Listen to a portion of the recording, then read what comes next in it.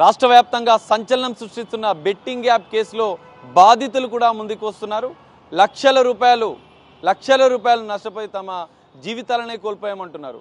ప్రస్తుతం మనతో పాటు నెల్లూరుకు సంబంధించిన శ్రీరామ్ బాబు అనే బాధితులు ఉన్నారు. ప్రస్తుతం పంజాగుట్ట పోలీస్ స్టేషన్కి వచ్చాడు. ఇప్పటికే బెట్టింగ్ యాప్స్ పైన కేసులు నమోదవుతున్న నేపథ్యంలో తాను కొన్ని వివరాలు అందించడానికి కూడా సిద్ధంగా ఉన్నట్లు తెలుస్తుంది. మనం ఒకసారి బాధితుడితో మాట్లాడే ప్రయత్నం చేద్దాం.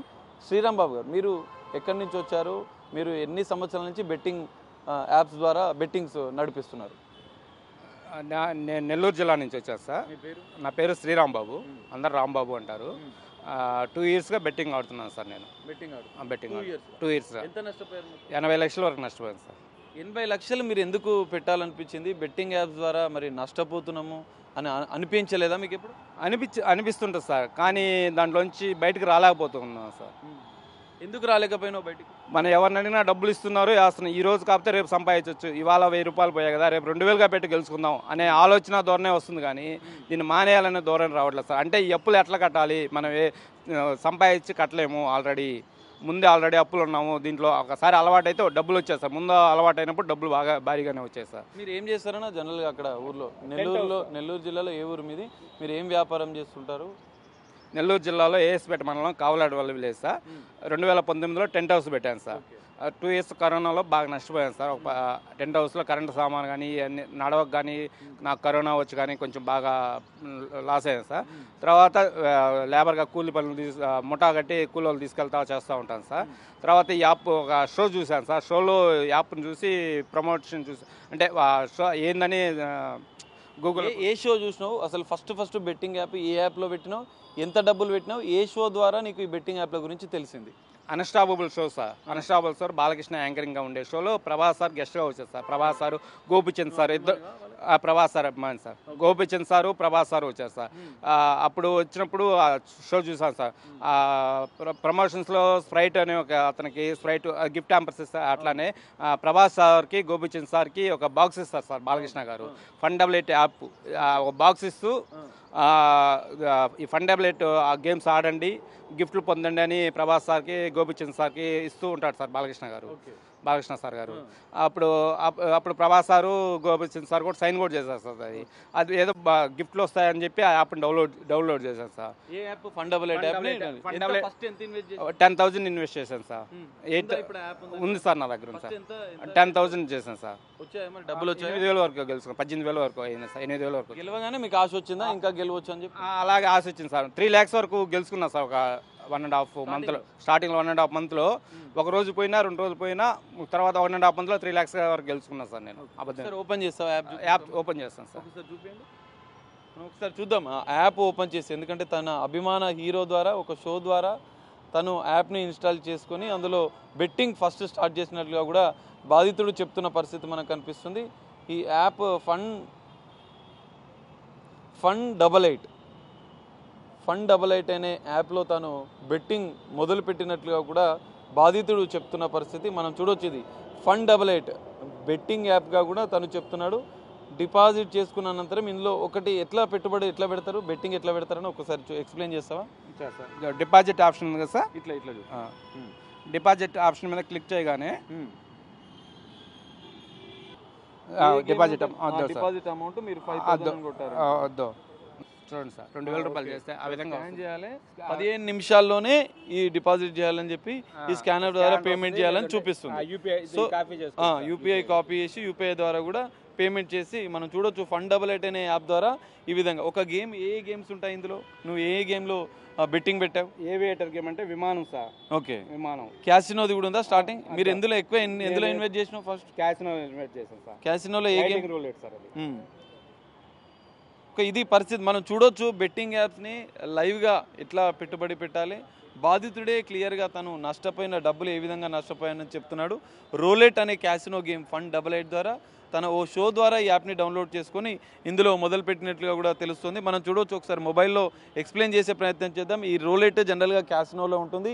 ఈ గేమ్లో తను ఇన్వెస్ట్ చేసినట్లుగా కూడా చెప్తున్నాడు. ఎట్లా ఒకసారి ప్రాసెస్ చెప్పండి. ఇప్పుడు చూడండి సార్, ఈ 19 నెంబర్ పడింది కదా. అవును, ఈ 19 నెంబర్ మీద 150 రెట్లు ఇచ్చాడు సార్. ఓకే, 10 రూపాయలు వేస్తే 150 రెట్లు ఇస్తాడు సార్. ఓకే, 36 అంకెలు ఉంటాయి సార్. ఓకే, 18 బ్లాక్ అంకెలు. 1000 రూపాయలు పెడితే 18,000 వస్తాయి. 18,000 వస్తాయి సార్. ఓకే, అంటే 1000 రూపాయలకు 30 రెట్లు 30,000 వస్తాయి సార్. ఓకే, 30 రెట్లు ఇస్తారు సార్. వాళ్ళు మామూలుగా చూడండి సార్, ఇప్పుడు సార్ వాళ్ళు ఇప్పుడు చూడండి అలా అన్నారు కదా, కొన్ని నెంబర్లకి రెట్లు ఇస్తారు సార్. Okay okay. చూడండి, సో ఇక్కడ వీళ్ళు చూపించిన నెంబర్లకి 8 వీళ్ళు చూపించిన నెంబర్లకి ఎంత డబ్బులు ఇస్తారనేది కూడా చెప్తున్నారు.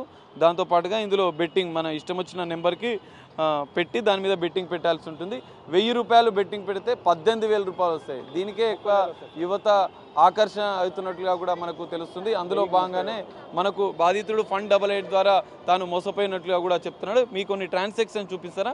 మీరు మరి ఇంత పెద్ద మొత్తంలో మీరు బెట్టింగ్ ద్వారా మోసపోయారు, మరి ఎట్లా, మరి నష్టపోయిన తర్వాత మీరు ఏం చేద్దాం అనుకుంటున్నారు? ఏం చేయాలి, తిరుగుతున్నా సార్ 8 నెలల నుంచి. ఓకే. సో మనం చూడొచ్చు, ఈయన ఫోన్పే ట్రాన్సాక్షన్ కూడా చూడొచ్చు, ఎంత పెట్టుబడులు పెట్టానని చెప్తున్న పరిస్థితి మనకు కనిపిస్తుంది. ఇక్కడ దాదాపు మొట్టమొదట ఈయన 40,000 రూపాయలు పెట్టుబడికి సంబంధించిన ట్రాన్సాక్షన్ కూడా మనం ఒక్కసారి చూద్దాం. ఇక్కడ రామర్ ఏజెన్సీ దీనిదేనా మీరు పెట్టింది? 40,000 రూపాయలు పెట్టుబడి పెట్టినట్లుగా కూడా మనకు ఫోన్పే ద్వారా ట్రాన్సాక్షన్స్ కూడా ఆయా ఏ కంపెనీకి వీళ్ళు ట్రాన్స్ఫర్ చేశారనేది కూడా ఇందులో క్లియర్గా మెన్షన్ అయింది. 40,000 ఒకసారి, 10,000 ఒకసారి, 20,000 ఒకసారి, ఈ విధంగా రామర్ ఏజెన్సీకి మరోసారి 20,000 రూపాయలు. ఈ విధంగా కొన్ని కంపెనీలు. ఇది ఒక్క యాప్లోనే మీరు ఆడారా బ్రదర్? ఒక్క యాప్లోనే ఆడారు. ఈ ఒక్క యాప్లోనే మీరు మొత్తం ఎంత ఇన్వెస్ట్ చేశారు? క్లియర్ ఎవిడెన్సెస్ కూడా, తాను పెట్టిన పెట్టుబడి ఫోన్పే ద్వారా ట్రాన్సాక్షన్కి సంబంధించిన ఆధారాలు కూడా బాధితుడు మనకు చెప్తున్న పరిస్థితి కనిపిస్తుంది. 5-6 లక్షల వరకు పోయారు సార్. 5-6 లక్షలు. నష్టపోయినప్పుడు భయం అనిపించలేదా? మీ కుటుంబ సభ్యులు కానీ ఎవరైనా మీకు చెప్పలేదా? ఫ్రెండ్స్ కానీ ఎవరికైనా తెలుసా మీరు బెట్టింగ్? తెలియదు సార్, నా మనసులోనే ఉంది సార్, ఎవరికి తెలియదు. నేను పోతున్నాయి వస్తున్నాయి, ఒక్కోసారి ఈ నెలలో ఈరోజు ఒక 20,000 పెట్టానుకో, ఆయాల పోయానుకో, పోతుంటే మళ్ళీ ఇంకో అప్పు తెచ్చి ఆడుతూ ఉంటాం. పని వచ్చిన దాకా ఆడాలనే ఒక తప్పితే ఇంకేం లేదు సార్. మళ్ళీ వచ్చినాక ఈ అప్పులు తీసుకుపోయి కడుతూ ఉంటాం. నెలలో కనీసం 4 లక్షల నుంచి 5 లక్షల వరకు అప్పులు పడిపోతూనే ఉన్నాను సార్. 1.5 year ఆడాను, 80 లక్షల వరకు అప్పులు పడిపోయాను. 80 లక్షల మీది ఎంత, అంటే మీ సొంత డబ్బు ఎంత ఉంది, అప్పు చేసిన డబ్బు ఎంత? నా సొంత డబ్బు ఓన్లీ బంగారమే సార్. 15 లక్షలు బంగారం బ్యాంకులో పెట్టినా సార్. ఎవరెవరిది ఆ బంగారం అంతా? మా సొంతదే సార్. అంటే ఎవరు, మీ భార్యదా, మీ అమ్మదా? మా అమ్మది. మా అమ్మ లేరు, చనిపోయింది. నా కుటుంబం నా సమస్య నాదే సార్, నాది వరకే సార్. బంగారం 15 లక్షలు తాకట్టు పెట్టిన, అమ్మేసినావా? అమ్మేసి తాకట్టు పెట్టిన సార్. తాకట్టు పెట్టిన అంటే ముత్తూట్ ఫైనాన్స్ లో పెట్టి తీసుకున్నా సార్. మరి మీ భార్యకి ఏమని చెప్పినావు తాకట్టు పెట్టాడు? మీకు భార్య ఎంతమంది పిల్లలు? ఎంతమంది? 2 పిల్లలు సార్ నాకు. వాళ్ళు ఎవరు నేను కుటుంబాన్ని చూసుకునేది నేనే కాబట్టి ఎప్పుడు మా ఇంట్లో ఎప్పుడు నన్ను అడిగిన వాళ్ళు కాదు సార్. నేను అందరూ ఏం లోటు లేకుండా చేస్తా. ఈ 1వ సంవత్సరంలో జరిగిపోయింది సార్. నా వయసు 42 సంవత్సరాలు సార్.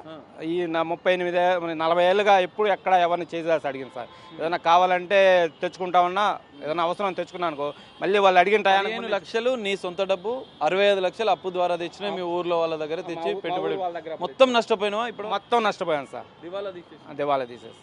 నెక్స్ట్ ఏంటి మరి, ఏం చేద్దాం అనుకుంటున్నాం? ఏం చేయాలో దిక్కు చూడకుండా రోజు ఒక ఊరు తిరుగుతూ ఉన్నాం సార్. ఏం చేయాలి, పనికి పోతే సంపాదించి కట్టలేము, కానీ ఏదో ఒక విధంగా అప్పుల వాళ్ళకి మనం నమ్మి మనం ఇచ్చిన వాళ్ళకి ఏ విధంగా కట్టాలనేది ఆలోచనతో చూస్తూ ఉన్నా సార్. అది ఎట్లా ఫ్రెండ్స్ కూడా తెలియదా మీరు ఇట్లా బెట్టింగ్ యాప్?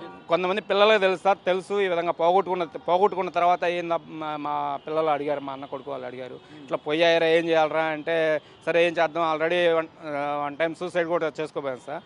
మా పిల్లలు ఆపారు సార్, మా అన్న కొడుకు ఆపాడు. బాబాయ్ ఏం కాదులే అని చెప్పి ఆపాడు. ఏం కాదు, ఎట్టగట్ట ముందు బతుకుంటే ఏదో ఒకటి తెచ్చుకోవచ్చు, మనం ఏం చేసుకోవద్దు అని చెప్పాడు సార్. మరి దీనిపైన మీరు పోలీసులకు ఏమైనా కంప్లైంట్ చేశారా ఇప్పటివరకు? మీ నెల్లూరులో కావచ్చు, ఇతర ఎక్కడైనా కంప్లైంట్ చేస్తారా? ఎక్కడా కంప్లైంట్ చేయలేదు సార్. ఇప్పుడు కంప్లైంట్ చేద్దాం. సజ్జనార్ సార్ గారు వీటి గురించి బాగా సీరియస్గా తీసుకోండి బట్టి ఛానల్స్, టీవీ ఛానల్స్ ద్వారా వీళ్ళ గురించి ఎంక్వైరీ చేస్తున్నారు కాబట్టి బెట్టింగ్ ప్రమోట్ చేసిన వాళ్ళని తీసుకొచ్చి అరెస్ట్ చేయడం కానీ జరుగుతున్నాయి.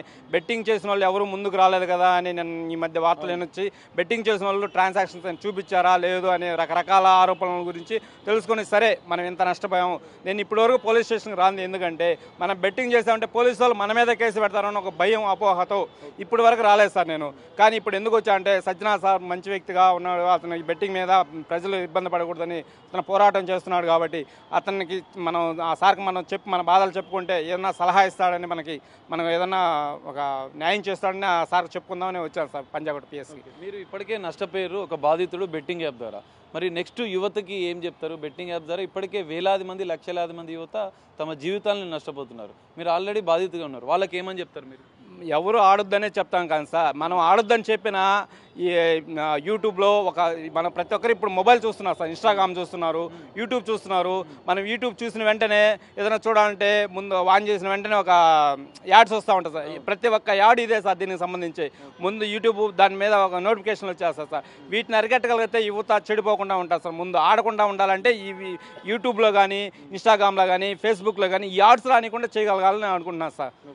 ఈ బెట్టింగ్ యాప్స్ అనేది వాళ్ళు రియల్గా అయితే బెట్టింగ్ యాప్ వాళ్ళు ఓడిపోతారు సార్. ఇప్పుడు ఇంతమంది చనిపోయారన్నారు కదా, వీళ్ళంతా అమాయకులై చనిపోలేదు సార్. దాంట్లో వాళ్ళు మోసం చేస్తే చనిపోయారు సార్. వాళ్ళు మోసమేనా మరి? బెట్టింగ్ యాప్స్ అన్ని కూడా మోసమేనా? భయంకరమైన మోసాలు సార్ అవి. భయంకరమైన మోసాలు. మనల్ని ఎట్లా మోసం చేస్తాడంటే మనం ఆపలేము. ఆపడానికి మధ్యలో కూడా డబ్బులు ఇస్తాడు. మనము ఇవాళ 20,000 వేసి పోయానుకో, మరుసటి రోజు ఆడామనుకో, మరుసటి రోజు మనకి అతను 20,000 తీసుకున్నాక 10,000 ఇస్తాడు మనకి.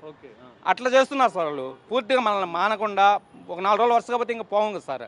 కానీ 4 రోజులు అట్లా కాకుండా 4 రోజులు పోతే 5వ రోజు వరకు మనకు డబ్బులు ఇస్తాడు సార్. మనకి 5వ రోజు వరకు మనకు డబ్బులు ఇస్తుంటారు వాళ్ళు. అది అట్లా మనల్ని అట్రాక్ట్ చేస్తూ ఉంటారు సార్. మనల్ని చావనీయకుండా బతకనీయకుండా అన్నట్టు చేస్తూ ఉంటారు సార్ వాళ్ళు. మరి హీరోయిన్స్ కానీ కొంతమంది సెలబ్రిటీలు అంతా కూడా ప్రమోట్ చేస్తున్నారు యూట్యూబ్లలో కావచ్చు, ఇన్స్టాగ్రామ్లో, సోషల్ మీడియా. వీళ్ళందరిపైన కేసులు నమోదైనాయి. వాళ్ళపైన ఎలాంటి చర్యలు తీసుకోవాలంటారు బాధితుడిగా మీరు? బాధితుడిగా సార్ వాళ్ళు ఆ ప్రమోట్ చేసేటప్పుడు ఒకటి ఆలోచించి ఉండాల్సిన వాళ్ళు. ఇవి ప్రమోట్ చేస్తున్నాము, ఇటు వల్ల ప్రజలకు ఏమైనా మేలు జరిగిందా లేదని ఆలోచించకుండా చేసిన మొట్టమొదటి తప్పు సార్ వాళ్ళు. మన ప్రజలకు అభిమానులు, ప్రజలే మనకు అభిమానులు అనుకొని వాళ్ళు ఉన్నారు సార్. మన ప్రజలు అభిమానించబట్టే వాళ్ళు ఒక స్టేజ్లో ఉన్నారు సార్. వాళ్ళు ప్రమోట్ చేస్తూ మన మీద రుద్దేటప్పుడు వాళ్ళు ఆలోచించుకోవాల్సింది సార్. ఇది ప్రమోట్ చేస్తున్నాం, ప్రజల్లోకి వెళ్తుంది, ప్రజల్లోకి వెళ్ళినప్పుడు అది అది అది ఎంతవరకు కరెక్టు, అది మంచిదా కాదా అని తెలియకుండా, తెలిసినా కానీ చేస్తుంటారు సార్ వీళ్ళు. సినీ సెలబ్రిటీలు తెలిసి కూడా చేస్తుంటారు సార్. తెలియకుండా డబ్బులు ఆస్తూ ఒక యాడ్కి 1,00,000 2 లక్షలు అంటున్నారు సార్. ఇప్పుడు ఎవరన్నా ఒక సెలబ్రిటీ ఒక స్టార్ట్ చేస్తే ఇన్ని లక్షలు ఇస్తారు సార్, కోట్లు కూడా ఇస్తుంటారు సార్. ఒక యాడ్ చేస్తే ఎన్నో కోట్లు ఇస్తుంటారు సార్. ఈ విధంగా అన్ని యాడ్లకి ఇప్పుడు ఈ షో, ఇప్పుడు కొన్ని ఛానల్స్ ఉన్నాయి. ఆహా స్ట్రీమింగ్ షో ఉంది సార్. ఆహా స్ట్రీమింగ్ షోలో విన్9జో అనే యాప్ ఒకటి వస్తుంది చూడండి సార్. విన్9జో అది బెట్టింగ్ యాప్. అది వాళ్ళకి తెలిసి కూడా ఎందుకు ఇస్తున్నారు? ఆహా స్ట్రీమింగ్లో సెలబ్రిటీలు, హీరోయిన్ల మీద చర్యలు తీసుకోవాలి, అరెస్ట్ చేయాలని చెప్పి నెటిజన్లు కోరుతున్నారు. మీరేం చెప్తారు? వాళ్ళకి చేసిన తప్పుకి సరైన శిక్ష ఇవ్వాల్సిందిగా పోలీసు వారిని అడుగుతున్నాను సార్. ఇటువంటివి యాడ్స్ రాకుండా నిరోధించమని కోరుతున్నాను సార్.